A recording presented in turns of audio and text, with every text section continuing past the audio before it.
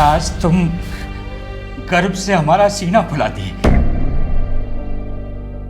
बहू की तरह नहीं, बेटे की तरह हमारा नाम रोशन किए हो।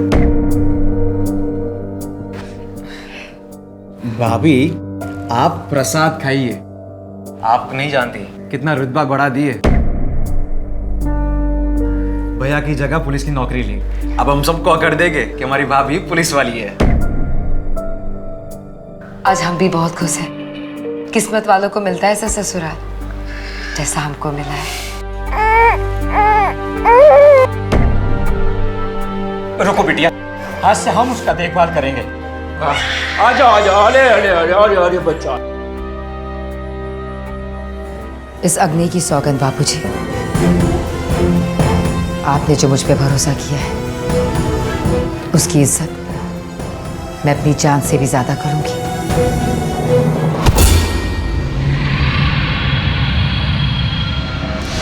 हमारी आज की कहानी एक महिला पुलिस सब इंस्पेक्टर सपना की है, जिसने अपनी ड्यूटी और अपनी घरेलू जिम्मेदारियों को बड़ी खूबी से निभाए रखा था। लेकिन जुर्म की आग ने सपना के दामन को भी लपेट लिया। दूसरों की सुरक्षा और सेवा में जुटी पुलिस फोर्स को कब, कहां और कितने जाती संघर्षों से गुजरना पड़ता है, इसका अंदाजा उनके चेहरे से नहीं लगाया जा सकता। ऊपर से शांत और खुशहाल दिखने वाली सपना की जिंदगी अंदर ही अंदर घुटन और तूफान से जूझ रही थी। लेडी पीएसआई सपना की इस तरह मौत ने सवालों के अंबार खड़े कर दिए। अरे बाबूजी, आप यहाँ? मैं आपको फोन लगाने ही वाली थी। सपना आज ड्यूटी पर नहीं आई और उसका फोन भी स्विच ऑफ आ रहा है। सपना रात भर से घर लौटी नहीं है और उसके साथ हमारा छोटा महेंद्र भी है।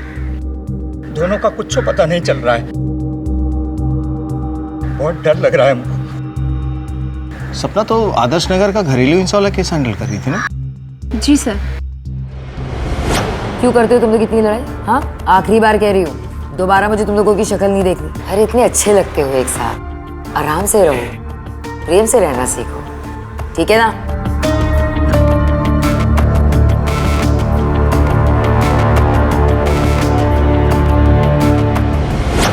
आप लोग कुछ बोल के गई थी, कहाँ जा रही हो? नहीं तो ड्यूटी से आई, कपड़ा बदली किए, महेंद्र को लिया और चली गई। बच्चे को लेके कहाँ जा सकती है? कल पीसीआर पे कोई कॉल भी नहीं आया था उसका। अच्छा याद है क्या कपड़े पहन के गई थी? हाँ, वो नीले रंग की साड़ी पहनी थी और छोटे महेंद्र ने ग्रीन कलर का कपड़ा पहना था। बाबूजी, आपको किसी के ऊपर शक या फिर घर में आपस में कोई झगड़ा? नहीं, ऐसा तो कुछ नहीं है। वो कहाँ गई ये कुछ मालूम नहीं। किसी को मालूम हो ना हो, विष्णुनगर थाने के पीएसआई करण कुमार को जरूर मालूम होगा। पीएसआई करण कुमार को क्यों मालूम होगा? वो क्योंकि दोनों में बहुत अच्छा दोस्ती है, एक दूसरे के साथ काफी बातें बांटते हैं।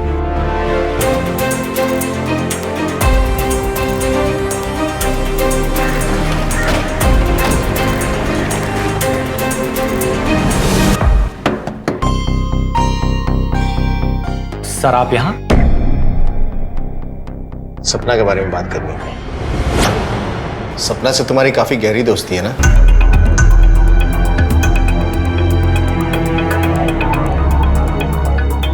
कल रात से वो लापता है। तुम्हें पता है कहाँ हो सकती हो? नहीं सर, मुझे इसके बारे में कुछ नहीं पता। चलो थाने चल के बात करते हैं। सर आप चलिए, मैं बस 2 मिनट में आता हूँ। एक्चुअली मेरा और मेरी वाइफ प्रिया का डाइवोर्स केस चल रहा है सर। सपना की वजह से? नहीं सर, एक्चुअली पीएसआई सपना मेरे लिए एक दोस्त से कहीं बढ़कर है। एक अच्छे इंसान होने के साथ साथ वो मेरी हमउम्र है। हम काम एक ही करते हैं, हम दोनों एक दूसरे को अच्छी तरह समझते भी हैं। पर मेरी वाइफ न तो मुझे समझती है और न ही मेरे काम को। शायद यही वजह है सर कि मैं और पीएसआई सपना एक दूसरे के इतने करीब आ गए हैं। सपना से तुम्हारा रिश्ता दोस्ती से कुछ ज्यादा है। और डिवोर्स केस के बावजूद तुम्हारी पत्नी तुम्हारे साथ घर पे रह रही है। ये बात कुछ समझ में नहीं आई। दरअसल मेरी वाइफ प्रिया सर मेरे बच्चे को मुझसे मिलवाने लाई थी। मैं चाहूँ तो ये शादी तोड़ सकता हूँ, पर अपने बच्चे से दूर नहीं रह सकता सर मैं। अब आप ही बताइए, हम दोनों के इस आपसी झगड़े में उस मासूम का क्या कसूर सर? सपना मिसिंग है, उसके साथ उसका बच्चा भी। बता सकते हो कहाँ गई होगी? हो सकता है सर अपने भैया भाभी के यहाँ गई हो, तनुष तिवारी और आभा तिवारी। सर सपना ने अपने भाई तनुष तिवारी को एक फ्रॉड और एक करप्शन के केस में जेल भिजवाया था। अपने भाई को जेल भिजवाया था? किया क्या था उसने? सर वो एक गवर्नमेंट कॉन्ट्रैक्टर था। रिसेंटली उसने एक रोड कंस्ट्रक्शन पे घटिया क्वालिटी का मटेरियल यूज किया था। इनफैक्ट रिश्ता बिना देखे सपना ने उसे अरेस्ट भी किया और कल ही वो जेल से रिहा हुआ है। वो कल जेल से रिहा हुआ और सपना भी कल ही गायब हुई है। कल ही रिहा हुए हैं हम, और आज याद हम क्या आप लोग? हम तुम्हारे नहीं, तुम्हारी बहन सपना के बारे में बात करने आए। बड़े अजीब हैं आप लोग। मेरे पति अभी अभी रिहा होकर आए हैं और आ गए आप लोग पूछताछ करने के लिए। सपना का नाम यहाँ पर मत लीजिएगा, हमारा कोई लेना देना नहीं है उससे। इतना भड़कने की जरूरत नहीं है, इसे इसके किए की सजा मिली है। हम सुन लिया आपका, अब आप हमारा सुनिए। हमको ऐसा बहन से कोई रिश्ता नहीं रखना है जो अपने भाई को जेल में डलवा दे। आप लोग पिंड काहे नहीं छोड़ देते हैं हमारा? तुम जेल से कल रिहा हुए हो और सपना भी कल गायब हुई है। ये महज इत्तेफाक है कि इसमें तुम्हारा कोई हाथ है, ये जाने बिना हम जाएंगे नहीं यहाँ से। ऐसे गजब है इंस्पेक्टर साहब आप लोग। अरे हमको कहाँ मालूम कि वो कहाँ गई, क्यों गई, किसके साथ गई? और आपको क्या लगता है अकेले दुश्मन हम हैं उसके? जमाने भर के लोगों से दुश्मनी ले रखी है उसने। एक दुश्मन तो उसका ससुराल में है, उससे काहे नहीं पूछते आप? किसकी बात कर रहे हो तुम? आलोक उपाध्याय, सपना का जेठ। आलोक उपाध्याय? एक ईमानदार पुलिस ऑफिसर और अपनी सहयोगी सपना उपाध्याय और उसके 1 साल के बच्चे महेंद्र की गुमशुदगी पर पुलिस पूरी संवेदना के तहत इन्वेस्टिगेशन कर रही थी। फिर ये कैसे अपने थे जो परायों से भी पराये थे, एक दूसरे पर इल्जाम लगा रहे थे। हालात देखकर तो लगता था कि सपना इंसानी शक्ल में भेड़ियों के साथ रह रही है, जहां हर नजर, हर हाथ उसकी गर्दन दबोचना चाहता था। तुम यहाँ नहीं बैठ सकते। क्यों नहीं बैठ सकते? ऐसा क्या किया हम? अरे तुम ही एक आदमी हो इस घर में जो इस बात से खुश है कि सपना यहाँ से चली गई है। जब तक वो लौट कर नहीं आ जाती ना, तुम अपना शकल हमको दिखाना मत। ये मनुष्य शकल हम देखना ही नहीं चाहते। माना सपना हमको पसंद नहीं है, लेकिन छोटे महेंद्र का तो हमको भी चिंता है।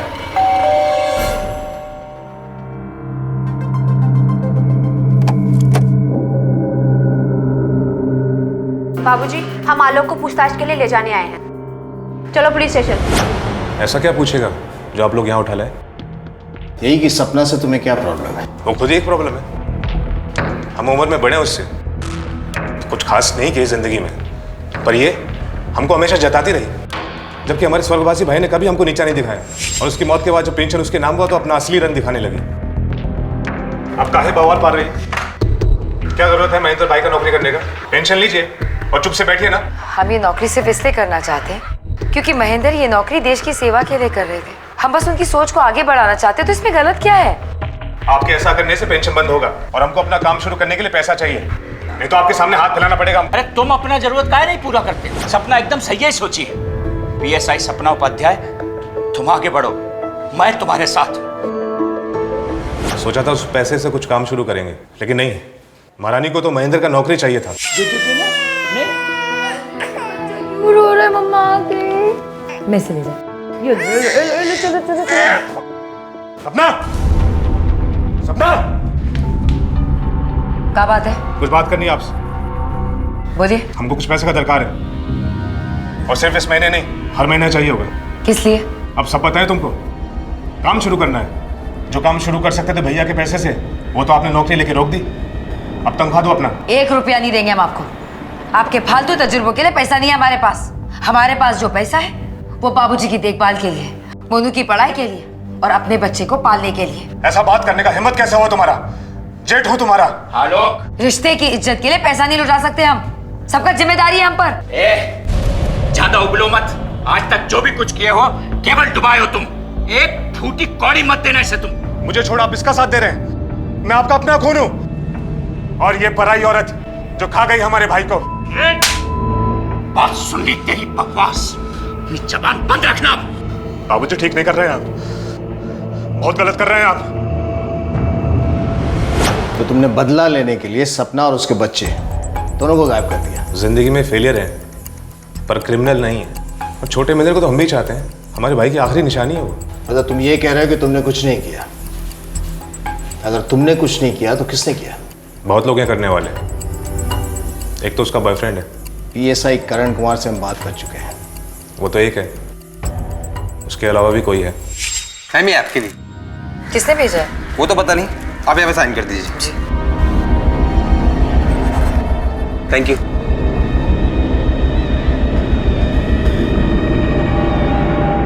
हम काहे सपोर्ट नहीं करते अपनी बहू सपना को, हम उसे अपना बेटा मानते हैं और वो भी जिम्मेदारी उठाई है उसी तरह, बड़े बेटे आलोक की तरह नहीं। बिजनेस करने गए डुबा दिया, नौकरी करने गए छोड़ के भाग गए, सारा परपंच करने के बाद खोले परचूनी की दुकान और वो भी घाटे में बंद। आप बताइए, ये बिजनेस के लिए हम अपने महेंद्र का पेंशन इसको बर्बाद करने देते? काहे? सपना और महेंद्र की तलाश कुछ ऐसी पहेली की तरह से हो गई थी जिसमें एक के बाद एक बिंदु जुड़ते जा रहे थे। परिवार से शक होते होते अब एक अनजान आशिक पर भी काबिज था। कौन था ये आशिक? और अगर वो सपना का चाहने वाला था तो वो उसे नुकसान क्यों पहुंचाना चाहता था? सर, मैं यकीन से कह सकती हूँ कि सपना करण कुमार को धोखा नहीं दे सकती। वो उस टाइप की इंसान ही नहीं है। मैं भी मानता हूँ कि सपना ऐसी इंसान नहीं, वैसा नहीं करेगी, लेकिन बात की तह तक गए बिना किसी भी नतीजे पर नहीं पहुंचना चाहिए। अब ये तो पता करना पड़ेगा ना कि आलोक झूठ बोल रहा है या कोई और भी इन्वॉल्व है।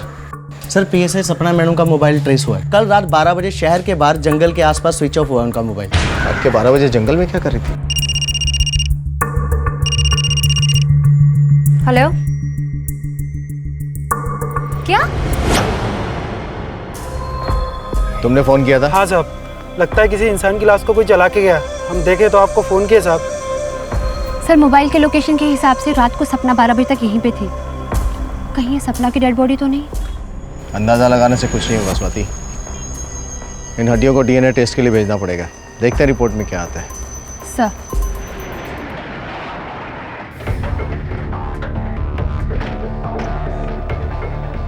मोहन जी, आपको पता था कि सपना का किसी के साथ कुछ चल रहा है?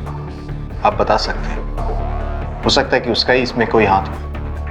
हम जान रहे हैं ये सारा गंदगी तुम भरे हो ना इन लोगों के कानों में।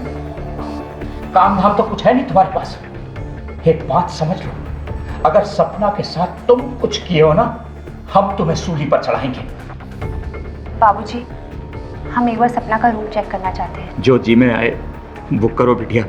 हमारी बहू सपना और हमारा पोता दोनों का है।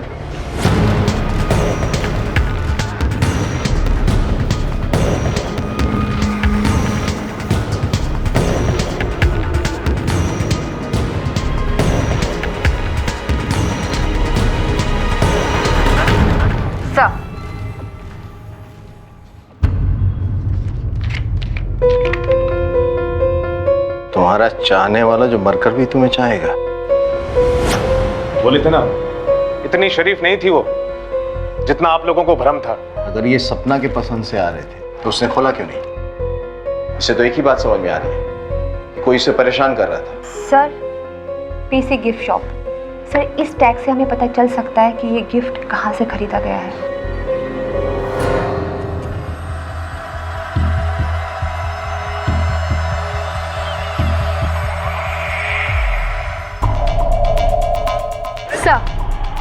गिफ्ट शॉप से कोई भी इंफॉर्मेशन नहीं मिली और ना ही वहाँ पे कोई सीसीटीवी कैमरा है। कोई ना कोई इन्फॉर्मेशन तो हमें जरूर मिलेगी इसके सुलझाने में। सर, कितनी अजीब जिंदगी है ना हमारी। हमारे साथ काम करने वाली सपना कितना कुछ झेल रही थी। एक तरफ से उसका जेठ उसे पूरी दुनिया के सामने बेइज्जत करता रहता था। धन्यवाद।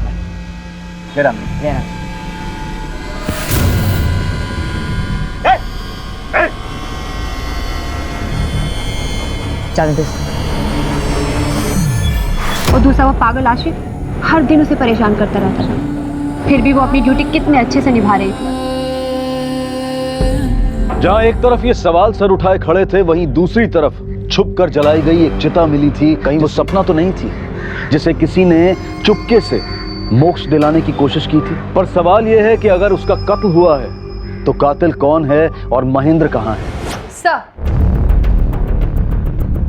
दौलतराम, आप सपना के साथ थे ना? जी साहब। आपने उन्हें किसी अजनबी से बात करते हुए या ऐसा कुछ देखा जो आपको अजीब लगा होगा? नहीं साहब, ऐसा तो कुछ भी नहीं लगा। लेकिन हाँ साहब, एफएम रेडियो पर मैडम के लिए किसी ने 1-2 बार गाना बजवाया था, वो भी अपना नाम छुपाकर चाहने वालों की तरफ से। सर, हमें उस रेडियो स्टेशन से उस चाहने वाले का नंबर मिल सकता है जहाँ से उसने फोन किया था। इस आरजे को बुलाओ जिसने गाना बजवाया था। जी। उसका नाम बताना तो पॉसिबल नहीं होगा सर, क्योंकि उसने सपना का चाहने वाला बोल के रिक्वेस्ट दी थी। मेरे पास उसका नंबर है। हालांकि कुछ दिन पहले पीएसआई सपना खुद हमारे रेडियो स्टेशन आई थी और मैंने ही उन्हें ये नंबर दिया था। कौन है वो इंसान जो मुझे फोन कर कर मेरे नाम से गाने की रिक्वेस्ट भेजता है? मैम उसका नंबर ही है मेरे पास, मैं उसका नंबर आपको दे सकता हूँ। नाम क्या है उसका? नाम तो नहीं बता सकता मैम। साहब नंबर तो मेरा ही है। आज आप पूछताछ कर रहे हो। कुछ दिन पहले एक दरोगा मैडम आई थी साहब, वो भी इस नंबर के बारे में हमसे पूछताछ कर रही थी। अच्छा, आपके यहाँ जो भी फ़ोन करने आता है उसमें से किसी को भी आपने अलग तरीके से बात करते हुए देखा? मतलब छुप के बात करना चाह रहा हो या धीरे बात करना चाह रहा है, ऐसा कोई भी था? साहब एक लड़का आता है, सर पर नीले कलर की टोपी लगाए हुए और धूप का काला चश्मा साहब, उस तरफ मुंह करके धीरे धीरे कुछ बात करता है साहब। मतलब सपना ने इस बारे में किसी को भी इसलिए नहीं बताया क्योंकि वो खुद पता कर रही है। सवाल तो ये है कि वो उससे मिला या नहीं। मुझे पता है वो तू ही है जो इतने दिनों से मुझे परेशान कर रहा है।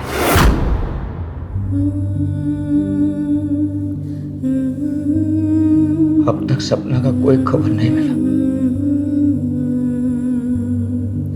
भाभी आएगी, जरूर आएगी। आप बस खुद को संभालिए।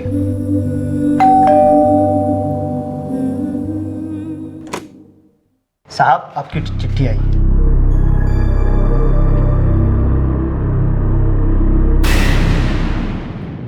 ये चिट्ठी आज सुबह ही हमको मिला है। इसको देखते ही तो हम बहुत घबरा गए थे। तब्बे की तब्बे ही आपके पास आ गई। सर, ये लेटर सपना के नाम आया है, वो भी किसी ने खून से लिखा है। लगता है उसी आशिक ने अपने खून से लिखा है लेटर। सर ये देखिए, ये लेटर 4 दिन पहले पोस्ट हुआ है। स्टैम्प पे डेट और जगह का नाम भी है। हाजीरंग पोस्ट ऑफिस।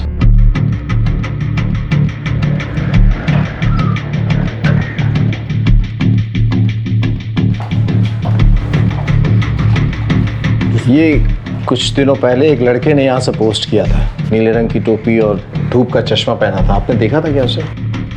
साहब हम देखे थे उस आदमी। चेहरा देखा था? पहचान लोगे? चश्मा टोपी के बाद जितना दिखता था उतना बता सकते हैं। स्केच बनवा सकते हैं उसका? जी। सर ये लड़का एकदम पागल टाइप का लगता है। जितना खून उसने चिट्ठी लिखने में बहाया है, सर पॉसिबल है कि उसे हॉस्पिटल जाना ही पड़ा होगा। उस दिन जब आप सपना के घर पे गए थे तो मोनू के हाथ में मैंने एक पट्टी बंधी देखी थी। इस चिट्ठी को फॉरेंसिक लैब में भेज दो। पीएसआई करण कुमार और मोनू के ब्लड टेस्ट से पता चल जाएगा कि असली आशिक कौन है। और इन दोनों की तस्वीर पीएन को भी दिखाओ, हो सकता है वो पहचान जाए। सर गलत बोल रहा है वो पीएन। हम किसी भी पोस्ट ऑफिस गए ही नहीं है। गलतफहमी किसे अभी दूर कर देते? ब्लड रिपोर्ट लेके आना।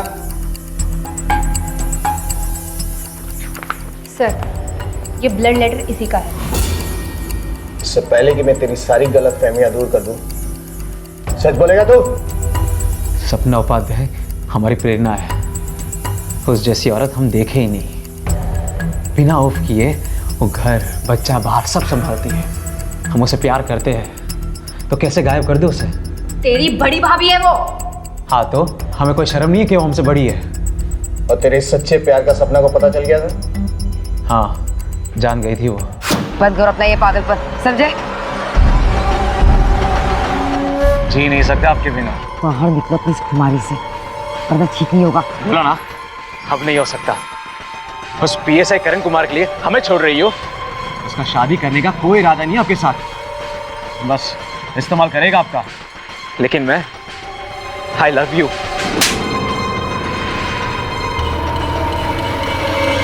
तो इतने यकीन से कैसे कह सकता है कि पीएसआई करण कुमार धोखेबाज है? क्योंकि वो गिरा हुआ है, हमने अपनी आंखों से देखा है।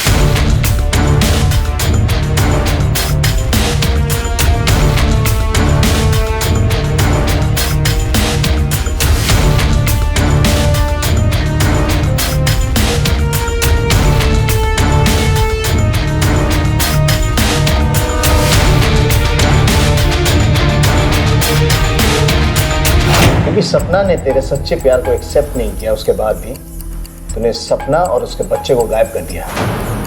पता कहाँ है वो? गायब करने की जरूरत नहीं है, क्योंकि हम सपना को एक दिन पाके ही रहेंगे। इसलिए मैंने उसे खून से लिखी चिट्ठी भेजी थी। सर आलोक और तनुज तिवारी की तरह मोनू के पास भी एक बहुत स्ट्रॉन्ग मोटिव है सपना को गायब करने का। मुझे लग रहा है ये झूठ बोल रहा है। और अगर ये सच बोल रहा है तो इसका साफ मतलब है कि पीएसआई करण कुमार झूठ बोल रहा है। वो सच में सपना के साथ टाइम पास कर रहा है। उसके पास बहुत स्ट्रांग मोटिव है सपना को गायब करने का। सर अगर करण कुमार धोखेबाज है तो फिर वो अपनी बीवी को तलाक क्यों दे रहा है? इस तलाक की बात में क्या सच्चाई है ये तो उसका वकील ही हमें बता सकता है। एक तरफ सपना से जुड़ी कोई खबर हाथ नहीं आ रही थी तो वहीं दूसरी तरफ संदिग्धों की फहरिस्त लंबी होती जा रही थी। सपना के गायब होने का कारण आलोक की नफरत, तनुज का गुस्सा या करण और मोनू में से किसी का प्यार के नाम का पागलपन था। ये हमारे समाज के वो भद्दे रंग हैं जो एक औरत को अपने वजूद के साथ मजबूत खड़े नहीं देखना चाहते। क्या इनके अलावा भी कोई था जो अभी तक पुलिस के हाथ और शायद सोच से भी बाहर? देखिए सर, 1 महीना पहले पीएसआई करण कुमार ने तलाक का केस फाइल तो किया था, फिर उसने ये तलाक की अपील वापस ले ली। ठीक है सर, थैंक यू। मोनू की बात में कुछ तो सच्चाई है। पीएसआई करण ने अचानक तलाक का इरादा बदल दिया। आपके मारने से क्या होगा? हमारे दिल में सपना के लिए जो प्यार है वो खत्म हो जाएगा। इतनी घटिया हरकत करते हुए शर्म नहीं आया तुमको?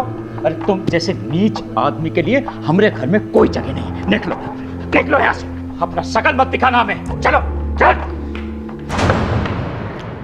जी सर, वो डाइवोर्स अपील मैंने ही वापस ली थी, पर वो भी सपना उपाध्याय की वजह से। वो डिसाइड ही नहीं कर पा रही थी कि उससे मुझसे शादी करनी भी है या नहीं। उसके इस डबल माइंडेड होने की वजह से मैं अपनी गृहस्थी तो नहीं तोड़ सकता ना सर। डबल माइंडेड मतलब? सर वो अपने परिवार में अकेली कमाने वाली है। उसे लगता है कि शादी के बाद उसका परिवार अकेले पड़ जाएगा और वो अपनी जिम्मेदारियों से भागना नहीं चाहती। मैंने कई बार उसे समझाने की कोशिश की कि शादी के बाद भी वो अपने परिवार की देखभाल कर सकती है, पर वो समझने को तैयार नहीं है सर। ठीक है, जा सकते। इस सपना के मन में क्या चल रहा था? चाहती क्या? सर, डीएनए रिपोर्ट आ गई है। सर, ये सपना ही थी।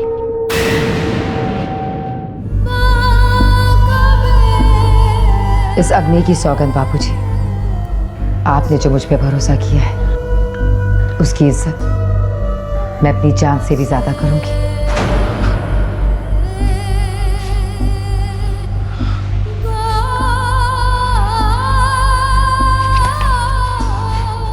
तुम दोनों जिम्मेदार हो उसकी मौत के।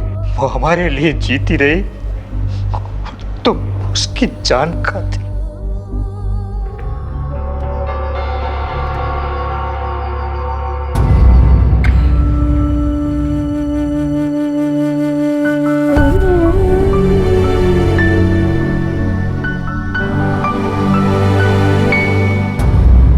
तारीख को सपना का कत्ल हुआ शाम 7 बजे से लेकर 1 बजे के बीच में। सपना के भाई तनुज के बाद बहुत स्ट्रांग मोटिव है उसे मारने का, क्योंकि सपना ने उसे जेल भिजवाया था। ये लोग सपना के करीबी लोग हैं और जिस दिन तनुज रिहा हुआ था उसी दिन सपना का कत्ल हुआ था। सर, मकसद तो मोनू और करण कुमार के पास भी बहुत स्ट्रांग है। करण कुमार ने सपना से रिश्ता तोड़ा और मोनू की कम उम्र की वजह से सपना ने इसे रिजेक्ट किया। हो सकता है दोनों के प्यार के फेलियर की वजह से दोनों में से किसी ने सपना का खून कर दिया हो। अगर इस तरह देखे तो आलोक से ज्यादा नफरत तो कोई भी नहीं करता था सपना से। सर, सस्पेक्ट्स की हमारे पास कमी नहीं है, पर अभी तक हमारे पास कोई ऐसा सबूत हाथ नहीं लगा जिससे हमारा केस आगे बढ़े। चेक करो 6 तारीख को शाम 7 बजे से लेकर 1 बजे के बीच में लोग कहाँ थे और क्या कर रहे थे। उस दिन जब ये जेल से रिहा हुए हम कहीं नहीं गए थे। हम तो सिर्फ मंदिर गए और शीश नवाया भगवान को और सीधा अपने घर आए। सर, हम तो फिल्म देख रहे थे और तफरी किए थे। आप हमारे दोस्तों को पूछ सकते हो। उस दिन मैं घर पर ही था, बहुत थक गया था इसलिए जल्दी सो गया। जी उस दिन मैं सारी रात दारू के ठेके पर ही था।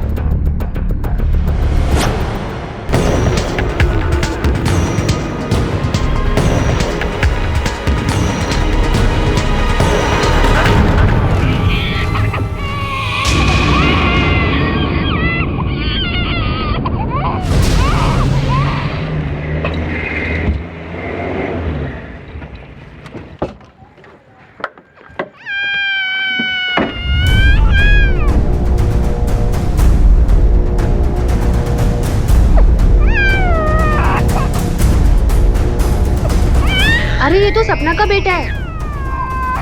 लगता है कोई इसे पुलिस स्टेशन के बाहर छोड़ गया।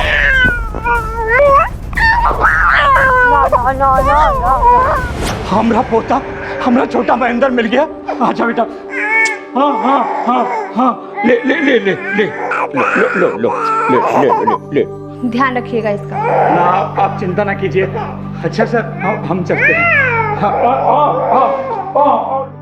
तुमने एक बात गौर की महेंद्र, जिस कपड़े में लापता हुआ था उसी कपड़े में हमें मिला, वो भी एकदम साफ सुथरे, जैसे किसी ने धो के पहनाया हो। हो सकता है कि जो भी इस बच्चे को छोड़कर गया हो बाहर, जानबूझकर गया हो ताकि बच्चा हमारे हाथ लग जाए और सही सलामत अपने घर पहुंच जाए।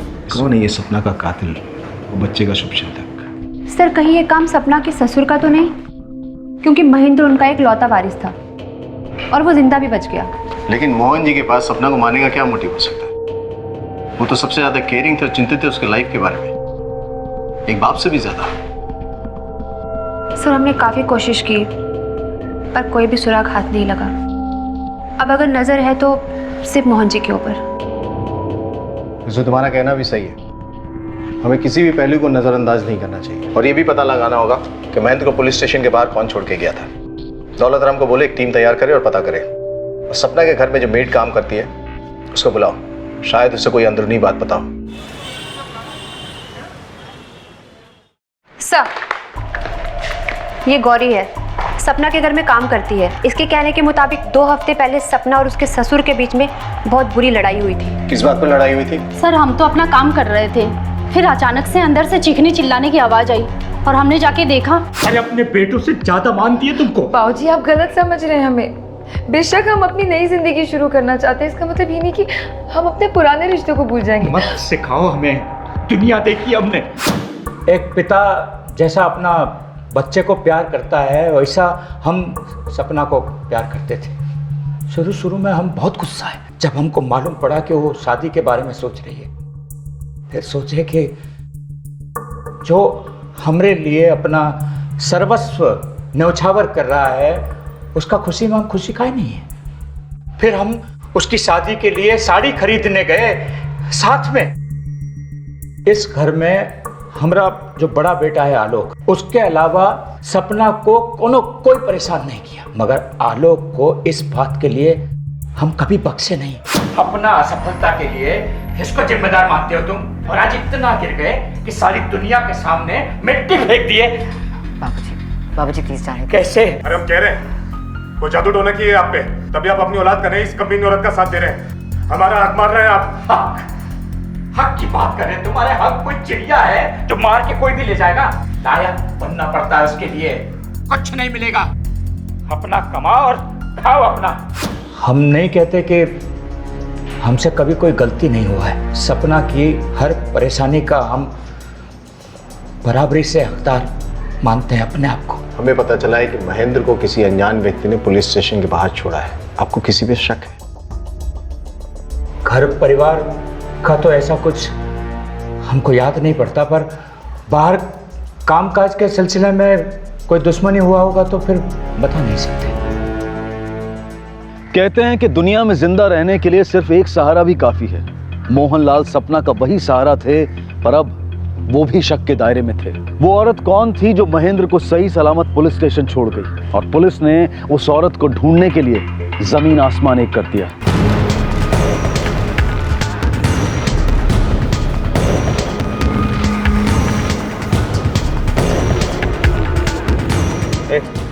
तुमने ऐसा कुछ देखा जो किसी बच्चे को कंबल में लपेट के लाया है? एक औरत एक बच्चे को कंबल में लपेट के लाई थी साहब। वो औरत साड़ी पहनी हुई थी। अच्छा, किस तरफ से आई थी? वो उस तरफ ऑटो से आई थी साहब। मैडम ये देखिए, किसी का चेहरा साफ नहीं दिख रहा है, पर हाथ में कंबल में कुछ लिपटा हुआ है।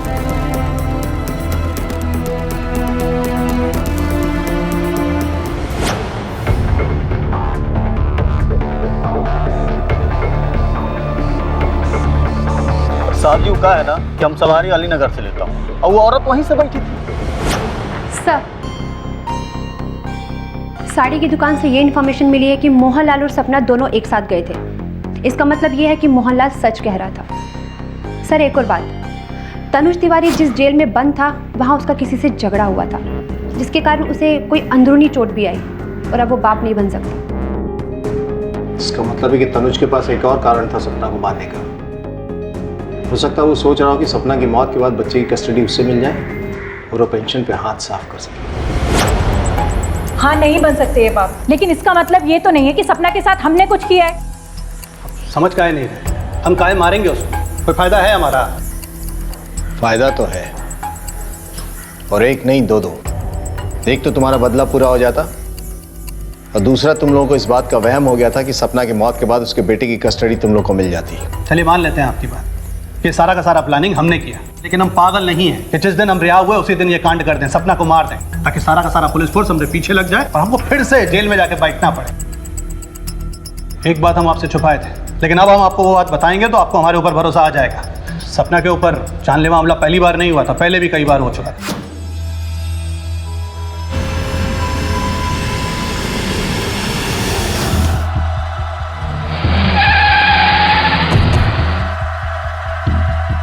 ये भरोसे वाली बात तुम्हें पहले क्यों नहीं सूझी? हमको लगा कि आप भी हम पर भरोसा नहीं करेंगे जैसा सपना ने नहीं किया था। उसको लगता था कि सारे के सारे हमले हमने करवाए हैं। इन हमलों के बारे में तुम्हें कैसे पता? वो हमको खुद बताई थी जेल में आके। इतनी नफरत करते हो हमसे, हम पे हमला करवा रहे हो? जो तुम किए हो ना हमारे साथ, हमको यहाँ अंदर करके, उसके बाद हमको तुमसे कोई वास्ता नहीं रखना है, समझी तुम? क्या किया हमने? बस अपनी ड्यूटी तो की है ना, आपको बस कानून के हवाले कर दिया। भैया इसका मतलब ये नहीं है कि हमारे दिल में भाई बहन के प्यार में कोई अंतर आ जाए। हाँ, ये भाई बहन का नाटक ना अपने पास ही रखो, समझी तुम? और क्या कह रही हो? हमने तुम पे हमला करवाया, हमने ऐसा कुछ नहीं किया है। इसके बाद अगर कोई बात पता चली ना, थाने में ले जाके पूछो।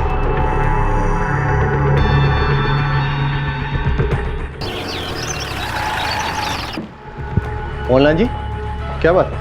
सर, हमारा छोटा बेटा मोनू फोन किए बंद आ रहा है, सबसे पूछे ढूंढे, कुछ पता ही नहीं चल रहा उसका। ये अचानक कहाँ गायब हो गया? ठीक है, आप लोग घबराइए मत, ढूंढते हैं उसे। सर, कहीं मोनू ने सपना का फोन तो नहीं किया ना? कहीं हम उस तक पहुंच ना जाए, इस डर के मारे वो कहीं भाग गया हो। उसका मोबाइल ट्रेस करो, लास्ट लोकेशन क्या थी पता करो। सर, मोनू की फ़ोन डिटेल्स आ गई है। फ़ोन की लास्ट लोकेशन अशोकनगर, वहीं उसका फ़ोन स्विच ऑफ हुआ है।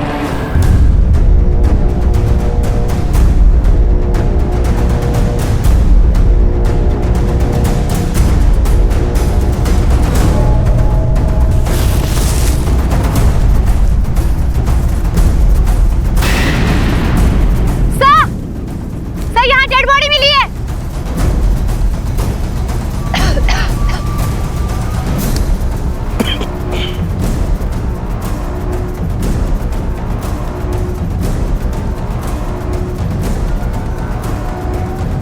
सर पर गहरी चोट है, लगता मौत इसी वजह से हुई है। हे भगवान, क्या हो रहा है मेरे साथ? मैंने मेरी बहू और अब बेटा। मोनू का किसी के साथ कोई झगड़ा हुआ था क्या? नहीं साहब, वो घर से निकलते ही कहा था जो दोस्त थे दुश्मनी कर अपने में मगन रहता था। हो सकता है सपना और मोनू के कत्ल के पीछे किसी एक ही इंसान का हाथ हो, लेकिन सवाल ये उठता है कि इन दोनों को नुकसान पहुंचा के फायदा किसका है? सर, ये भी तो हो सकता है कि एक नहीं बल्कि दो लोग हो और उन दोनों के मकसद अलग अलग हो। बिल्कुल हो सकता है। स्वाति, हमारे पास जितने भी सस्पेक्ट्स हैं, पता करो कि 24 जुलाई और 12 अगस्त को लोग कहाँ थे और क्या कर रहे थे, और उस औरत का पता करो जिसने बच्चा छोड़ा था, उसी से कुछ सुराग मिल सकता है। हाँ साहब, आई थी, बेबी फूड और डायपर वगैरह ली थी। अजीब औरत थी साहब, बच्चा संभालना बिल्कुल नहीं आता था उसको। ऐसे पैसा पटकी और बोले जितना आता है दे दो। किसी एरिया की है? पक्का नहीं बता सकता साहब, लेकिन सामने एक बस्ती है, शायद वहीं रहती है। 2 सप्ताह पहले PSI सपना उपाध्याय आपसे मिलने गई थी, क्यों गई थी? जी, उन्हें एक वसीयत बनवानी थी। वकील साहब, मैं एक विधवा हूँ, अपने ससुराल में एक अकेली कमाने वाली। मैं अपनी एक नई जिंदगी शुरू करने जा रही हूँ, तो मैं नहीं चाहती कि मेरे ससुराल वालों को कोई भी तकलीफ आए। और हाँ, उन्होंने ये भी बोला था यदि उन्हें कुछ हो जाता है तो उनके बेटे की कस्टडी मोहनलाल जी के पास ही हो। ठीक है, आप जा सकते। सर, ऐसा लग रहा है कि सपना अपने बारे में कभी सोचती ही नहीं थी, बस दूसरों के लिए जीती थी, वो भी ऐसी मुस्कान के साथ कि हम लोग कभी समझ भी नहीं पाए कि वो कितनी परेशान है।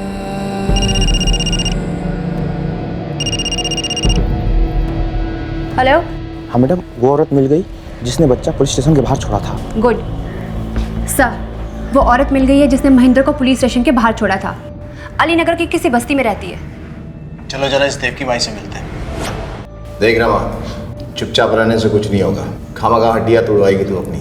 उस रात बच्चे को हमने ही उठाया था। 3 दिन तक उस बच्चे का ध्यान रखा था। फिर बोले कि बच्चे को उसके पुराने कपड़े पहनाकर पुलिस थाने के बाहर छोड़ दो। सब जैसे जैसे वो कहते गए हमने वैसा वैसा किया। ये वो जिसके बारे में तू बोल रही हो कौन है?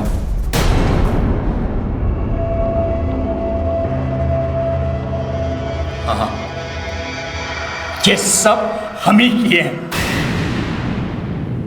अपनी बहू को बेटा बनाया और अपने बेटे को, अपने खून को कुत्ता के जैसे लताड़े। जबान संभाल के बात करो, नहीं यही जबान खींच के गले में लपेट देंगे, समझे? वो प्रेम में पड़कर शादी करना चाहती थी, नई जिंदगी जीना चाहती थी। जी बाबूजी, मुझे पीएसआई करण कुमार से शादी करनी है। हम कभी नहीं सोचे थे कि तुम हमें मझधार में छोड़ोगी। अगर ये शादी हो जाता ना तो वो नौकरी तो जाती जाती। 18 साल तक जो हमारे महेंद्र को पेंशन मिलने वाली थी वो भी वही खाती। हमारा पोता हमसे दूर हो जाता सो अलग। बेटा, इन दोनों निकम्मों से हमने जमीन का एक टुकड़ा बचा के रखा है, वो हम इस छोटे महेंद्र को देना चाहते हैं। आओ, वो हम तुम्हें दिखाते हैं।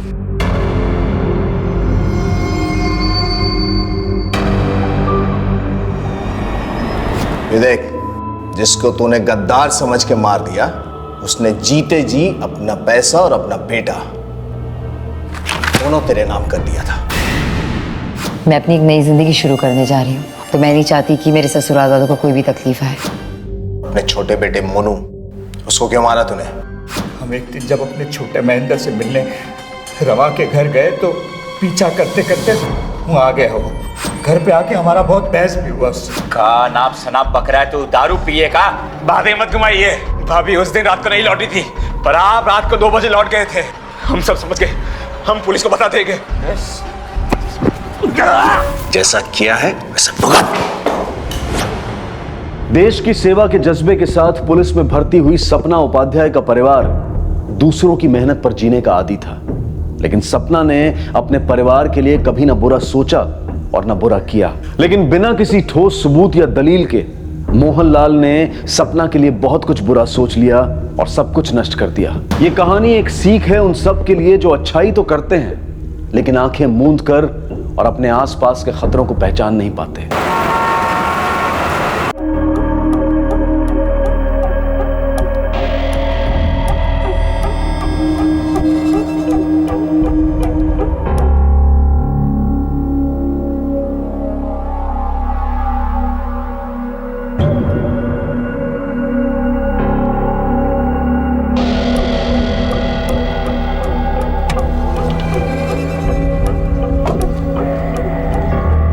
अनु, कहाँ जा रही हो? कॉलेज?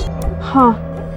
चलो ना, मैं छोड़ देता हूँ तुम्हें। मैं भी उसी तरफ जा रहा हूँ। नहीं, आप रहने दीजिए, मैं चली जाऊंगी। नहीं अनु, सुनो मेरी बात, मैं छोड़ देता हूँ ना तुम्हें। आप तकलीफ मत कीजिए, मैं चली जाऊंगी। अनु सुनो मेरी बात, तकलीफ की कोई बात नहीं है, मैं छोड़ दूंगा ना। मैं चली जाऊंगी। सुनो मेरी बात, चल चल।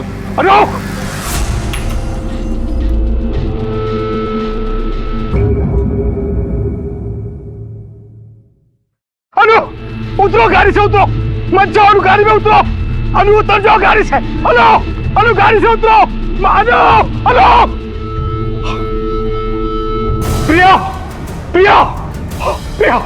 आप ऐसे क्यों चिल्ला रहे हैं? रमेश ने अनु को किडनैप कर लिया।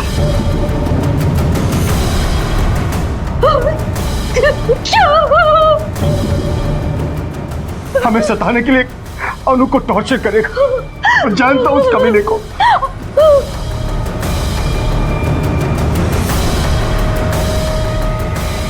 Hello police.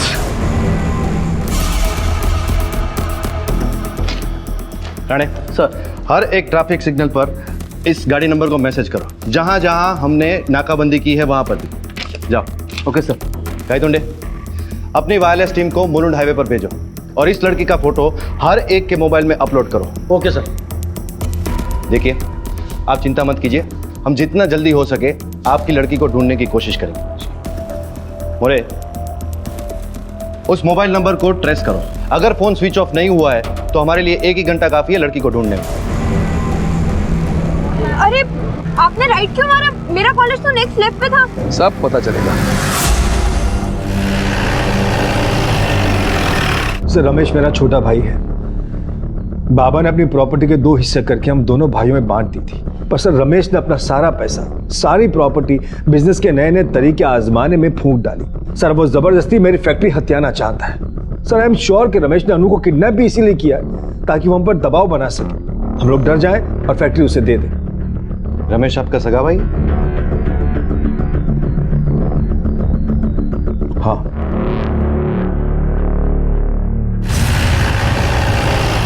अनु, हाँ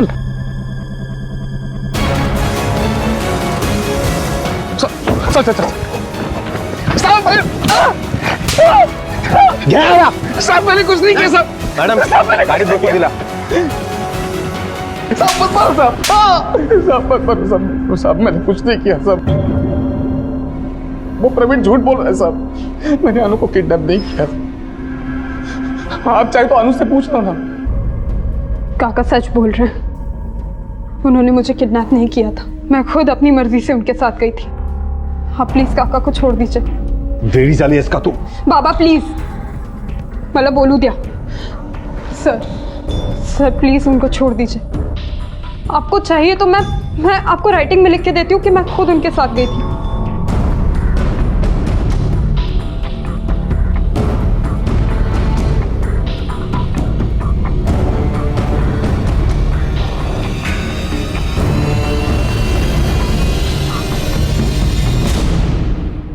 ये रिश्तों का कैसा चक्रव्यूह था जहां कह पाना मुश्किल था कि कौन सच बोल रहा था और कौन झूठ, कौन किसकी तरफदारी कर रहा था और कौन किसकी खिलाफत।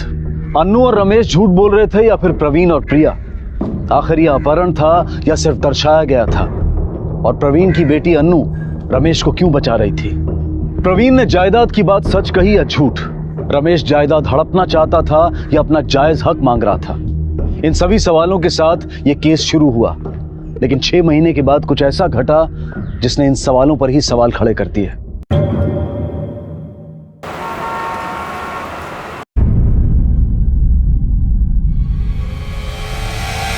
अनु,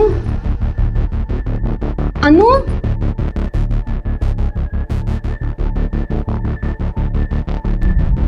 अनु,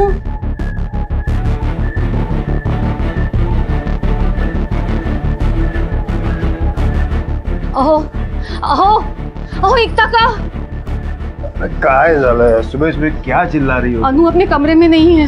अरे तो जिम गई होगी। जिम बैग उसके कमरे में ही है। फिर कहाँ चली गई? जरा बाहर देखो तो, बाहर तो नहीं गई?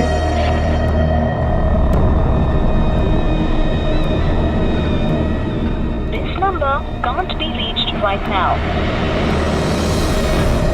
अनु,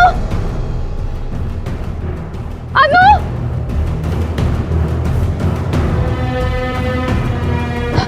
अनु बाहर भी नहीं है। उसका फोन भी ऑफ मिल रहा है। कहाँ चली गई? ऐसे बिना बताए कहाँ जा सकती है? कहीं रमेश ने अनु को फिर से किडनैप तो नहीं कर लिया?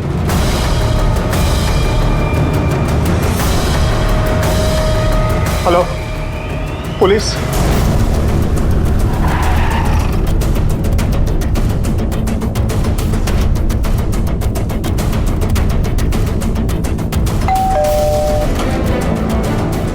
सर कहाँ थे? अरे सगला घर नीट चेक करा रहे हो सर। अरे सर बताएंगे तो हुआ क्या है? अनु का है? मुझे नहीं पता अनु कहाँ है। क्या हुआ क्या? अनु पांचाल लापता है और उसका बाप प्रवीण, उसका कहना है कि तूने उसे किडनैप किया है। सापड़ निकाले। साहब ये प्रवीण का दिमाग खराब हो गया। वो खामखा मुझे फंसाने की कोशिश कर रहा है सर। साहब मुझे वाकई नहीं पता अनु कहाँ है। नहीं पता? तो ये क्या है? ये किताबें मैंने अनु के लिए खरीदी है। तूने अनु के लिए खरीदी है या अनु की ही है? साहब मैं सच बोल रहा हूँ साहब, मैंने कुछ नहीं किया। मैं मानता हूँ मेरा झगड़ा चल रहा था प्रवीण के साथ प्रॉपर्टी को लेकर, लेकिन मैंने अनु को किडनैप नहीं किया साहब, मेरा यकीन मानिए। ये बुक्स मैंने खरीदी थी वो उसे गिफ्ट करने के लिए साहब। देख, अगर तू झूठ भी बोल रहा है ना तो हम पता करवा लेंगे। मोरे, अपने पास अन्नू के अपने ही हाथ का लिखा हुआ पिछली बार का स्टेटमेंट है ना? उस स्टेटमेंट को और इस बुक पे लिखे हुए नाम के हैंडराइटिंग को मैच करवाओ। Okay sir.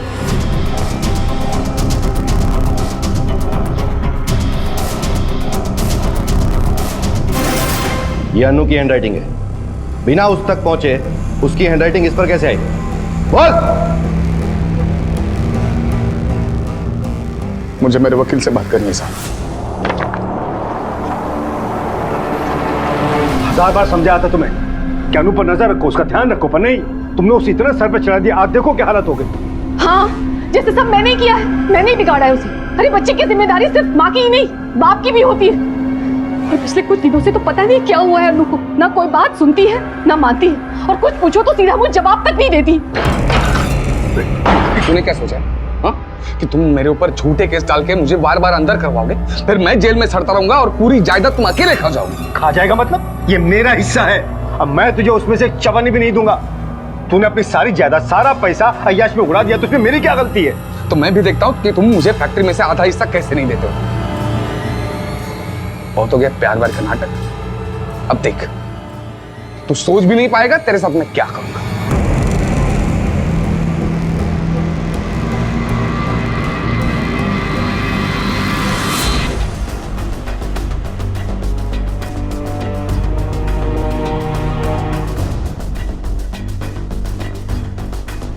सर, बॉडी लगभग पूरी तरह से जल गई है।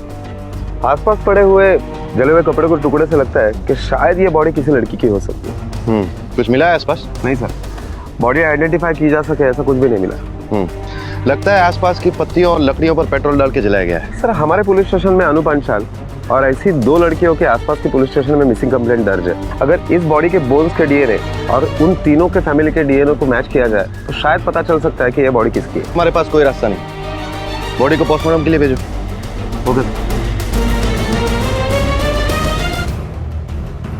जी सर। ओके सर, अनु का कुछ पता चला? फिलहाल तो नहीं, लेकिन हमें एक डेड बॉडी मिली है जो पूरी तरह से जल चुकी है, और इसीलिए आपको अपना ब्लड टेस्ट करवाना होगा, जिससे हम ये पता कर पाए कि वो बॉडी अन्नू की है या नहीं। सर, मेरी बेटी अनु नहीं हो सकती सर। देखिए, हम भी ये उम्मीद करते हैं कि वो बॉडी अनु की ना हो, और इसीलिए आपको एबीओ टेस्ट करवाना पड़ेगा। आपका कहना था कि आखिरी बार आपने अनु को रात में देखा था। यह भी हो सकता है कि वो सुबह नहीं रात में गायब हुई हो। नहीं सर, रात के 10 बजे कल अनु सो गई थी, उसके सोने के बाद ही मैं सोने गई थी। आप कहाँ थे? सर, मैं भी तकरीबन 10:30 बजे सो गया था। पता नहीं मेरी बच्ची किस हाल में होगी, रमेश ने उसके साथ क्या किया होगा। आपने रमेश को जब जेल में बंद किया था तो उसे छोड़ा क्यों? बेल के लिए अप्लाई करने का हक सभी को होता है। रमेश ने भी एंटीसिपेटरी बेल ली है। उसके कहने के मुताबिक उसको झूठे केस में फंसाने की कोशिश की जा रही है। सर, झूठा मैं नहीं, झूठा रमेश है। वो हमारी फैक्ट्री हड़पना चाहता है। हम उसे अरेस्ट तो कर सकते हैं, लेकिन उसके लिए बॉडी आइडेंटिफाई होना बहुत जरूरी है।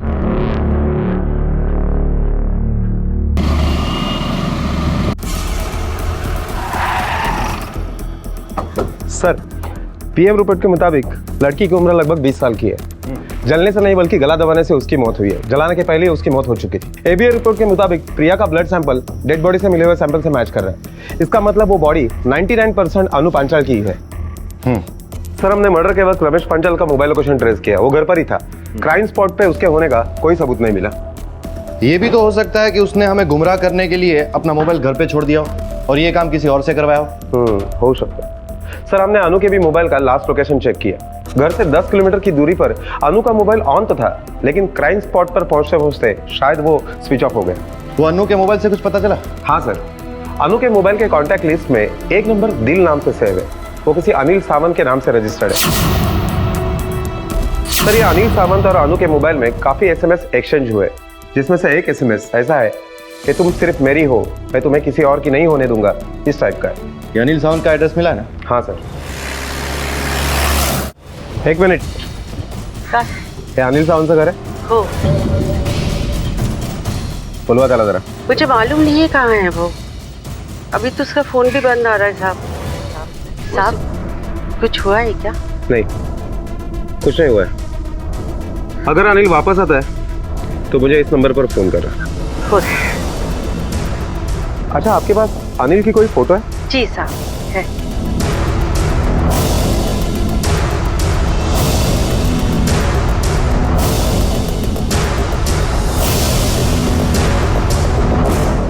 मुरे, एक काम करो, हमारे 2 कांस्टेबल 24 घंटे के लिए अनिल के घर के बाहर हमारे 2 कांस्टेबल तैनात करो। सर, हमारी पेट्रोल टीम को और एक जली हुई लाश मिली है।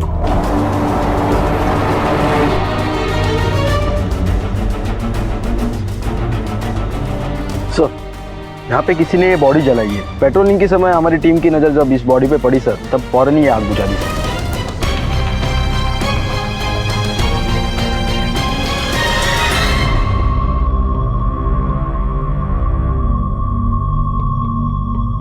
साहेब, तुम्ही मला इकडे का आणलं?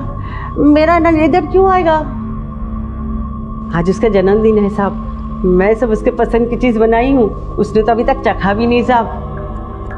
मेरा अनिल अभी घर को आने वाला है, उसके पास घर का चाबी भी नहीं है साहब। मेरे को घर जाने का, मैं घर जाती हूँ साहब। हे बघा, तुमची परिस्थिती मी समजू शकतो, लेकिन क्या करें, फॉर्मेलिटीज है, पूरी तो करनी पड़ेगी।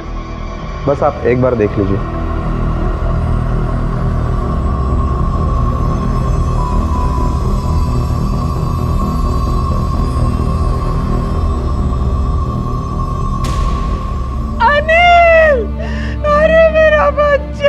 अरे मेरा अनिल, तेरे को क्या हो गया रे? अनिल बेटा, अरे मेरा बच्चा।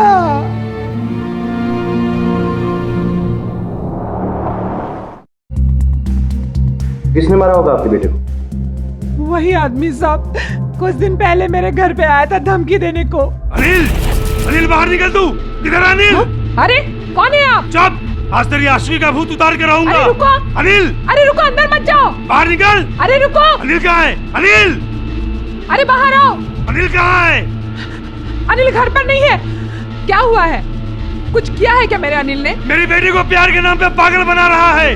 क्या ये वही आदमी था जो आपके घर पर आकर अनिल को मारने की धमकी देके गया?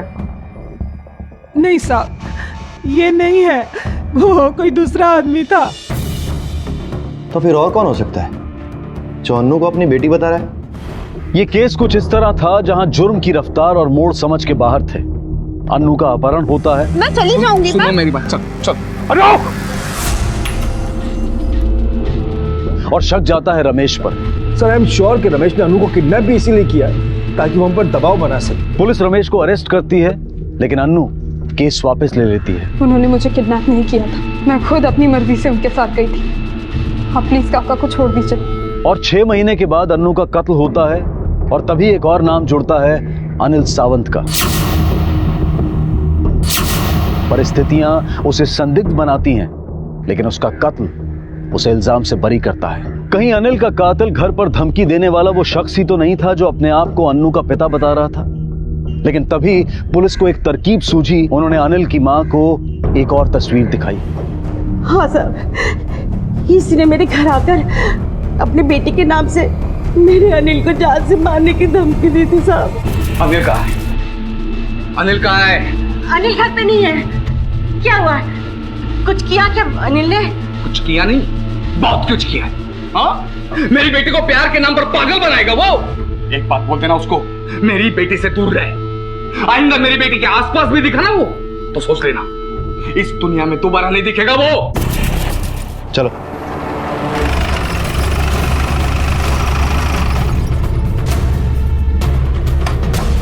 राणे, थोड़ा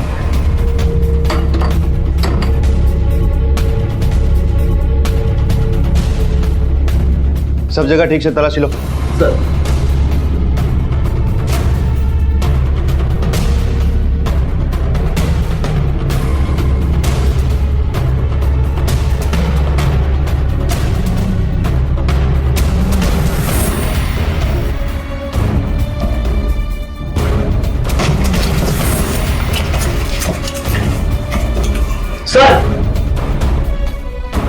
सर, बहुत अजीब बात है, अनु के माँ बाप की और रमेश की बिल्कुल नहीं जमती, फिर भी इस एल्बम में अनु की ही सारी फोटो है।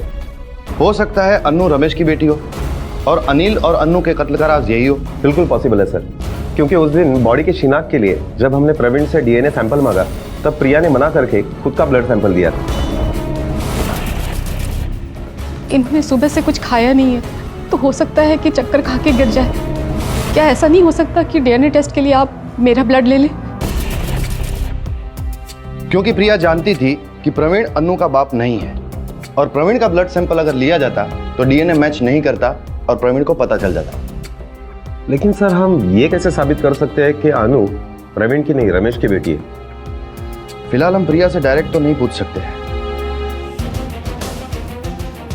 ये बात जरूर रमेश का है क्योंकि उसके अलावा यहाँ पर कोई नहीं रहता। इसको फॉरेंसिक के लिए भेजो।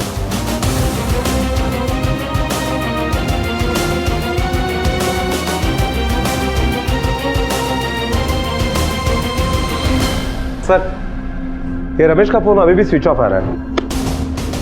मोरे, सिविल में रमेश और प्रवीण के घर के सामने 24 घंटे अपने लोग लगा दो। Okay sir.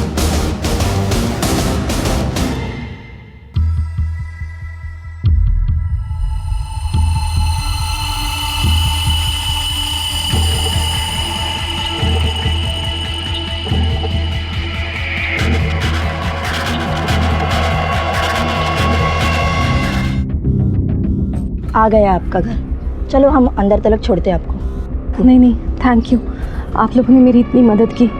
अब मैं ठीक हूँ, मैं चली जाऊंगी।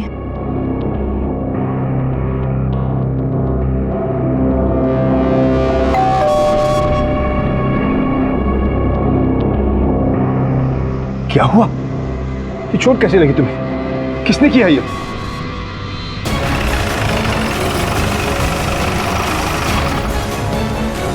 प्रिया अकेले गई थी घर से बाहर? हाँ सर। उसका पति कहाँ था उस वक्त? वो घर पर ही था। किसी ने पीछे से मुझ पर हमला किया पर मैं देख नहीं पाई कि वो कौन था। सर मुझे पक्का यकीन है कि वो रमेश ही था। कल भी हमारा घर आया था और प्रिया को धमकी देकर गया है। बताओ ना प्रिया, क्या बोल रहा था? हाँ, कल वो हमें धमकी देकर गया कि आखिर किस काम में इतनी बिजी थी? वो 2 टके का लड़का आदिल और अपनी अनु उसके साथ प्यार में पागल होकर घूम रही थी और तुम हो कि तुम यहाँ आराम से बैठी हो, चिंता तक नहीं है। ये तुम बोल रहे हो जिसने आज तक सिर्फ सब कुछ बिगाड़ा ही है। अपने गिरबान में तो झांकते नहीं हो, दूसरे पर उंगली उठाने चले आते हो। तुम्हें पता चल गया तो तुमने क्या कर लिया? हाँ देख, ये बकवास ना अपने पति के साथ किया कर, मेरे साथ नहीं, समझी? मैं तुम्हें सिर्फ ये बताने के लिए आया था कि उस अनिल को अपने किए की सजा मिल गई।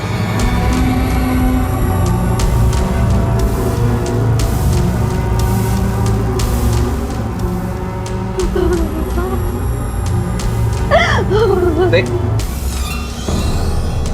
ये रोने धोने का नाटक बंद कर और चुपचाप प्रवीण से कह दे कि फैक्ट्री का हिस्सा मेरे नाम पे कर दे, वरना तुम्हें पता है मैं क्या कर सकता हूँ। वो हमारे परिवार के साथ कुछ भी बुरा करेगा।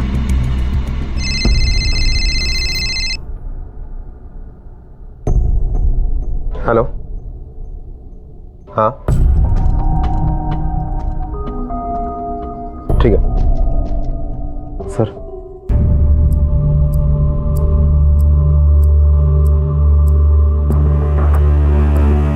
देखिए फिलहाल तो हम लोग जा रहे हैं लेकिन वापस जरूर आएंगे। लेकिन आपकी जानकारी के लिए आपको एक बात बता दूं कि अगर आपको ऐसा लगता है कि थोड़ी देर पहले आप पर रमेश ने हमला किया था तो ये बात गलत है, क्योंकि हमारी टीम को रमेश की लाश मिली है, वो भी यहां से बहुत दूर।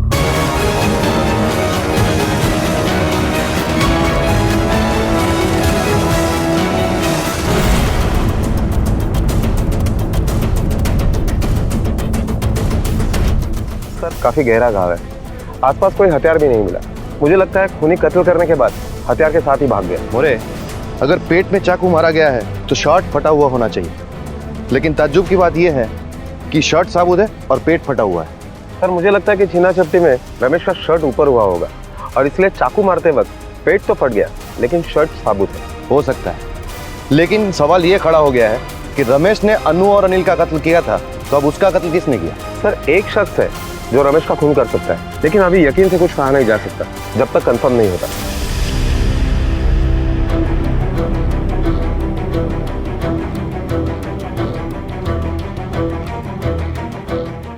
क्या रे सुनील, जेल से कब आ रहा है? अरे साहब 2 दिन पहले ही छूट के आया हूं मैं। और आते ही क्राइम कर दिया, मार दिया रमेश को, क्योंकि तेरी माँ को यकीन था कि उसी ने अनिल को मारा था। साहब अनिल मेरा छोटा भाई था, बहुत प्यार करता था मैं उसको, बहुत रोया साहब जब पता चला किसी ने उसको मार दिया। इसके लिए किसी का जान तो नहीं ले सकता ना साहब। साहब अगर वो मुझे दिखता ना तो उसका थोबड़ा बिड़ा सब फोड़ डालता। अच्छा, मतलब वो तेरे सामने भी नहीं आया, फिर भी तूने उसे ढूंढा। चल मान लेते हैं, पिछले 2 दिन में तूने क्या किया पूरा कच्चा चिट्ठा सुना। अब कोई ऐसे तो रिया होके नहीं आएगा ना, पेरोल पे छूट के आया हूँ। आप पेरोल ऑफिसर से पूछ लो ना, किधर किधर गया, क्या क्या किया, वो सब पता चलेगा आपको। अच्छा, बहुत स्मार्ट बन गया है तू, पुलिस को कानून सिखाएगा। जब तक इसकी पूरी इंफॉर्मेशन नहीं आती, बिठा के रखो इसको इधर।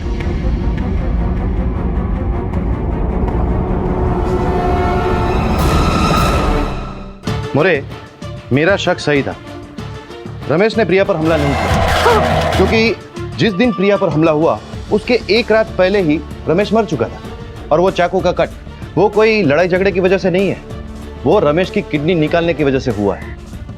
इसका मतलब ये है कि ये केस कोई आपसी दुश्मनी का केस नहीं है, ये किडनी रैकेट केस है। फिलहाल इस फैमिली मैटर को दूर रखो और इस केस की दूसरी तरह से छानबीन कर दो। इस रमेश की कॉल डिटेल्स फिर से निकालो और हर एक नंबर की डिटेल जांच करो। Okay sir.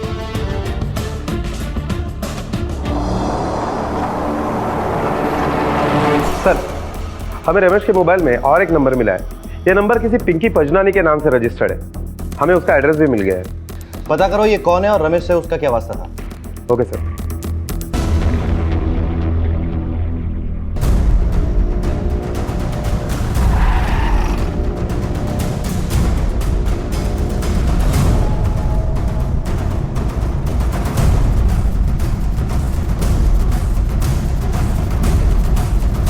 पिंकी पजनानी?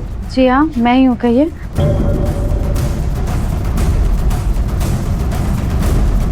ये नंबर तुम्हारा ही है? जी नहीं, ये नंबर मेरा नहीं है। देखो, झूठ बोलने से फायदा नहीं है। हमें मोबाइल सर्विस प्रोवाइडर कंपनी से पता चल गया है कि यह नंबर तुम्हारे ही नाम से और इसी एड्रेस पर रजिस्टर्ड है। देखिए सर, मेरा फ़ोन मेरे हाथ में है। अगर ये नंबर मेरा होगा तो मेरा फ़ोन बजेगा और आपको सच का पता चल जाएगा। आप फ़ोन लगा कर देख लीजिए।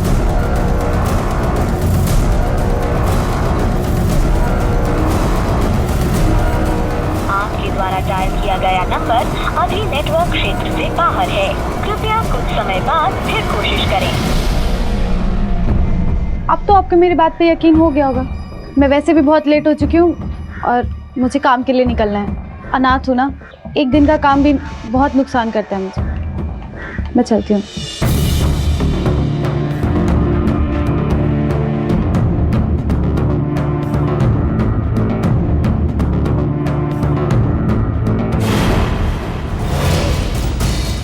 इस नंबर का सिम तुम्हारी दुकान से खरीदा गया था ना? जरा चेक करके बताओ कि ये नंबर किसके नाम पर रजिस्टर्ड है। 2 मिनट सर, मैं चेक करके बताता हूँ। ये नंबर सिम किसी पिंकी पंजनानी के नाम पे रजिस्टर है। ये रहा उसका आईडी प्रूफ और एड्रेस। लेकिन वो लड़की तो कह रही है कि ये नंबर उसका नहीं है। इस लड़की के डॉक्यूमेंट पर किसी और को बेचा था क्या? पॉसिबल है नहीं सर। सिम देते समय सारे डॉक्यूमेंट मैं खुद चेक करता हूँ। किसी एक के डॉक्यूमेंट में किसी दूसरे को सिम देता ही नहीं सर। ये पिंकी हमसे झूठ क्यों बोल रही है? कुछ छुपा रही है।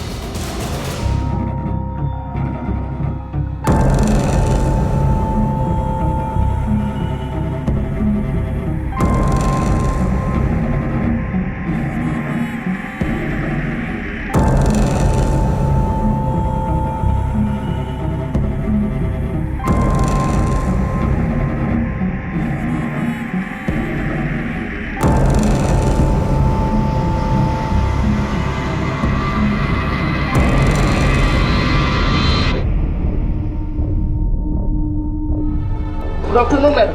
Good afternoon.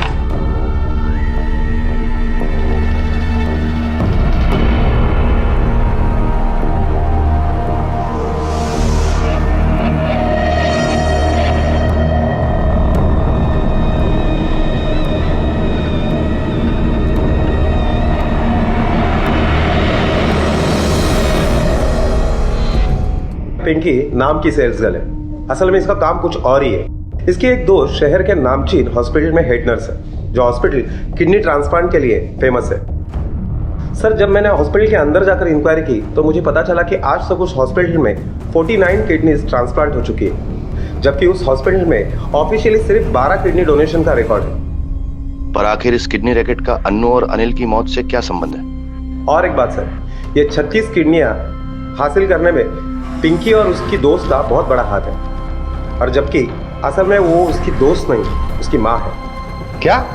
जी सर, पिंकी ने हमसे झूठ बोला कि वो अनाथ है, जबकि उसकी माँ, जो हॉस्पिटल में हेड नर्स है, ये माँ और बेटी मिलकर किडनी रैकेट चलाते थे। मोरे, क्राइम ब्रांच को इन्फॉर्म करो और ये पिंकी के घर पे रेड करो। अगर वो दोनों सचमुच ये काम करती है तो उसके घर पे कोई ना कोई सबूत हमें जरूर मिलेगा। जी सर।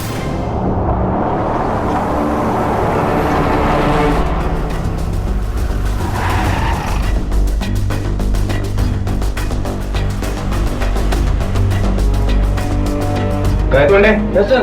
फ्रॉड क्या हो गया?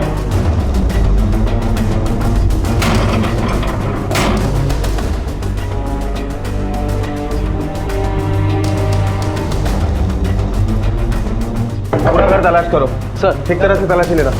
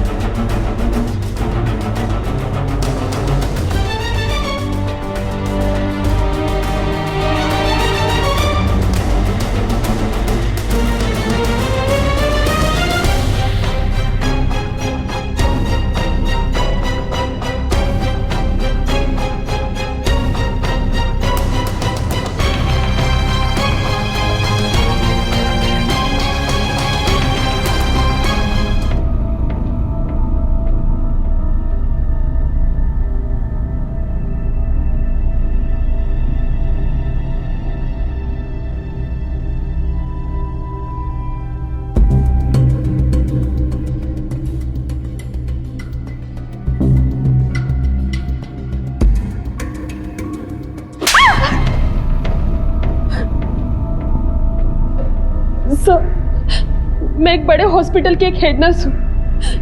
मेरे घर में आइस बॉक्स, मेडिकल इक्विपमेंट्स तो होंगे ना? क्यों? घर पे बुला के सर्जरी करती है तू? और तू बता, वो आइस बॉक्स पे खून और मेडिकल इक्विपमेंट्स क्या कर रहे थे? क्या कर रहे थे घर पे? देखो, अच्छा होगा अगर बिना मलहम पट्टी के तुम लोग बोल दो, वरना वो हालत करेंगे ना कि सर्जरी के भी लायक नहीं बचोगी। बताती सब बताती। मैं सेल्स गर्ल बन के इसीलिए घूमती थी ताकि मैं अलग अलग लोगों को फंसा सकूं और पुलिस को भी मुझे पकड़ने में मुश्किल हो। जाहिर है ये काम तू अपने अलावा और किसी के लिए तो करती ही होगी। किसके कहने पे करती थी? ये सब मैं अपनी माँ के कहने पे करती थी। मैं सेल्स गर्ल बनकर लोगों के घरों में घुस जाती थी, फिर उन्हें किडनी के लिए फंसाती थी, उन्हें सिड्यूस करती थी। रमेश भी उन्हीं लोगों में से था। उस दिन मैं घर से निकली और रमेश के घर की डोरबेल बजाई। Hello sir. सर आपसे 1 मिनट बात करनी थी। एक मिनट, लेकिन मुझे कुछ खरीदना नहीं है। Thank you. सर 1 गिलास पानी मिलेगा? वो एक्चुअली बहुत थक गई हूँ, धूप भी बहुत हो रही है तो थोड़ा चक्कर सा आ रहा है। लो।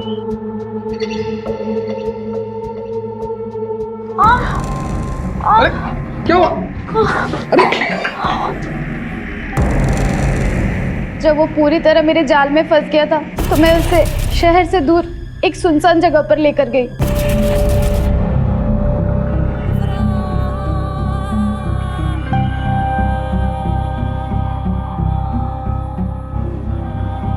और उसे सिड्यूस करते करते क्लोरोफॉर्म वाला रुमाल सुंघा दिया।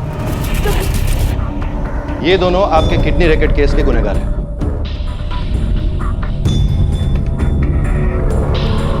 मोरे, ये तो हुआ किडनी रैकेट केस। अब आते हैं हमारे डबल मर्डर पे। अनिल और अन्नू अगर इस रैकेट से जुड़े हुए नहीं थे, इसका मतलब खून किसी और ने किया, एक ने या किसी 2 लोगों ने।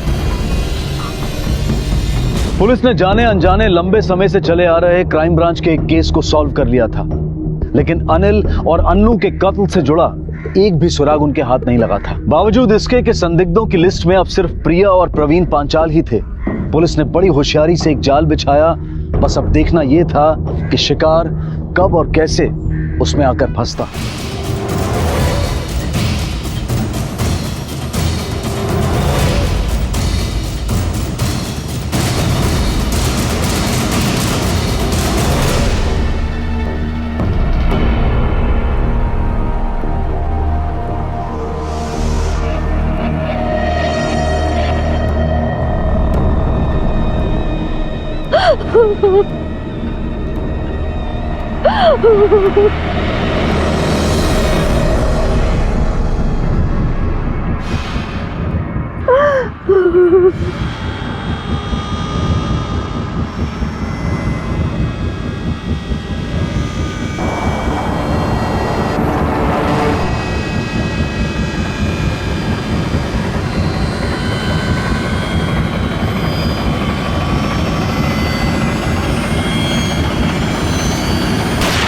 जाओ।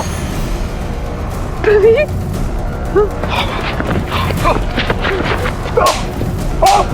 ले जाओ इसे।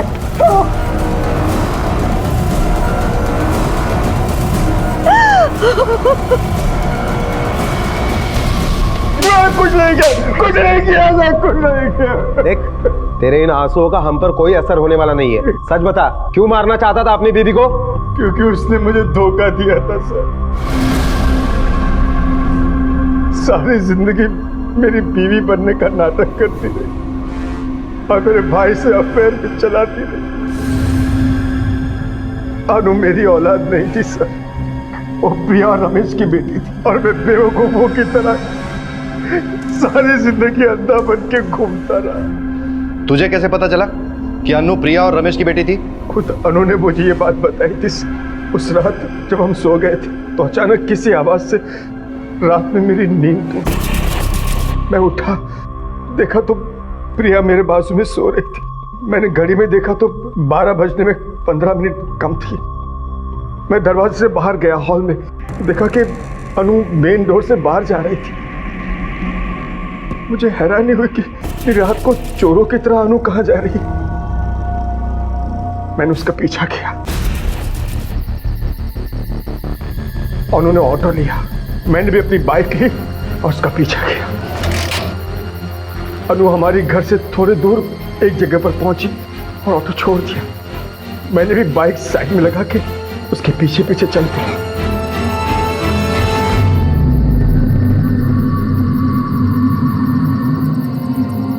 Happy birthday. अनु, अरे देखा, 12 बजे विश किया है मैंने, इसलिए अब कोई चैलेंज मत देना मुझे। हाँ, लेकिन मैं तुमसे नाराज हूँ। क्या? कि बर्थडे मेरा है और सुंदर तुम लग रही हो। मैं तो हमेशा ही सुंदर दिखती हूँ। प्यारी लड़की। अनु! अब पता चला क्यों माँ बाप से भड़की भी रहती, इस 2 टके की लड़की की वजह से। इस भिखारी ने तुझे हमारे खिलाफ भड़का के रखा। अंकल पागल हो गए आप? अपनी बेटी को ऐसे कौन मारता है? बेटी मेरी, मैं मारता हूँ इसे, तुझे क्या है? तो देख लिया मैंने, आप अपनी बेटी के साथ क्या करते हो। देख लिया ना, अब जा यहाँ से। नहीं जाऊंगा। जाता है कि नहीं यहाँ से? नहीं जाऊंगा। मारोगे तो नहीं जाऊंगा। दिमाग पर सर का मैं बोल देता हूँ तुझे। पापा प्लीज, अनिल प्लीज। पर अनु, वो तुम्हें मेरी कसम, प्लीज जाओ यहाँ से, जाओ प्लीज जाओ। आज के बाद दिखाना तो याद रखना। पापा प्लीज। बाप से ज्यादा तू इस लड़के की सगी हो गई, इतनी फिक्र? बाप की भी होती अगर आप मेरे बाप होते तो। इस लड़के की वजह से तू अब मुझे अपना बाप भी नहीं। उस 2 टके के लड़के की वजह से नहीं, बल्कि इसलिए क्योंकि मैं सच जानती हूँ। आप मेरे पिता नहीं, मेरे पिता रमेश काका हैं। उस दिन जब आपको लगा ना कि उन्होंने मुझे किडनैप किया है, वो किडनैपिंग नहीं थी, वो मुझे यही सच बताने के लिए लेके गए थे। और मैंने मम्मी से भी यही पूछा, उन्होंने भी मुझे यही बोला है कि आप मेरे पिता नहीं हैं। तो प्लीज ये पिता का हक जताना बंद कीजिए, वरना मैं और भी बदतमीज हो सकती हूँ। जब मुझे एहसास हुआ कि अनु मर गई है तो मुझे समझ नहीं आया कि मैं क्या करूं। मैंने आजू बाजू से लकड़ी जमा की और उसमें डाल दी।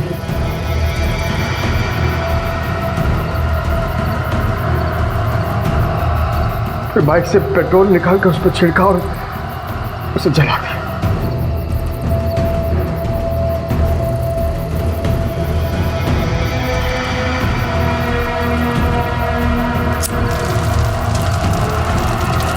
वो आग बुझाने की कोशिश कर रहा था, उसमें उसका हाथ भी जल गया।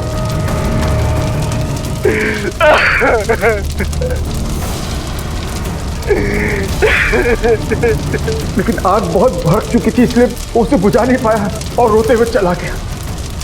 पर मुझे पता चल गया था कि उसने मुझे अनु को मारते हुए देख लिया है और मुझे यकीन था कि वो जरूर वापस आएगा। रात भर उसका इंतजार करता रहा। वो सुबह आया और अनु की राख के पास बैठकर रोने लगा।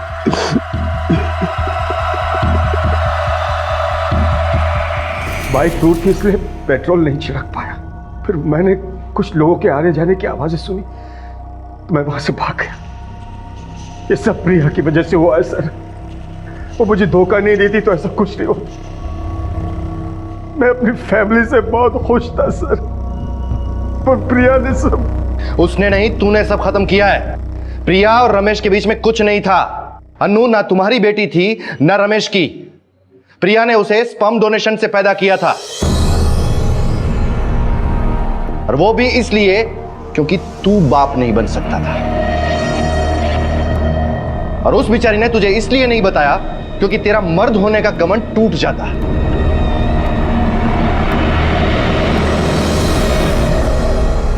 कहते हैं कि हर सिक्के के दो पहलू होते हैं। प्रवीण ने वो पहलू देखा जो खोटा था। उसने दूसरा पहलू और अपनों के सच को जानने की कोशिश तक नहीं की और अपने ही हाथों से अपनी दुनिया को जलाकर राख कर दिया। प्रिया जिस सच के तूफान से जिंदगी भर डरती रही, वो उसके पीछे से आकर उसकी गृहस्थी को तहस नहस कर गया और वो कुछ नहीं कर पाई। प्रवीण को अनु और अनिल के कत्ल के लिए और रूपा और पिंकी को किडनी ट्रैफिकिंग और कई हत्याओं के लिए आईपीसी की अलग अलग धाराओं के तहत गिरफ्तार किया गया। गलतफहमी अक्सर रिश्तों में दरार बनती है और इसे पैदा इसलिए किया जाता है ताकि कभी मसले का हल ना हो सके। इंसान को चाहिए कि वो जब भी कहे सच कहे, चाहे वो कितना भी कड़वा क्यों ना हो, और कभी भी आधी अधूरी बात पर विश्वास नहीं करना चाहिए। इसी विचार के साथ अब मैं अनूप सोनी आपसे विदा लेता हूं। फिर मुलाकात होगी अगले एपिसोड में जुर्म की एक और कहानी के साथ। तब तक अपना और अपने परिवार का ख्याल रखें और देखते रहें क्राइम पेट्रोल डायल 100। सबक एक को सीख हम सबको। जय हिंद। क्राइम पेट्रोल के और भी दिलचस्प कहानी देखने के लिए हमारे चैनल को सब्सक्राइब करें और बेल आइकॉन दबाना न भूलें।